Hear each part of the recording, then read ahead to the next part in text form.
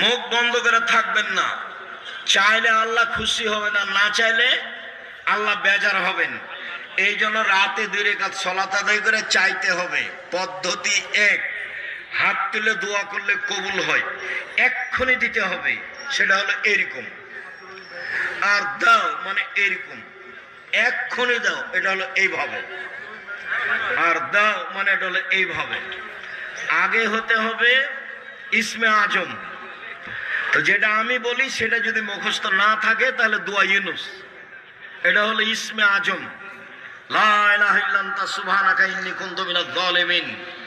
দ্বিতীয় হলো দুরুদে ইব্রাহিম, অন্য দুরুদ নয়, দুরুদে ইব্রাহিম।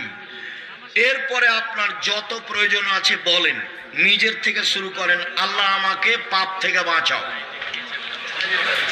জাহান্নাম থেকে রক্ষা করো,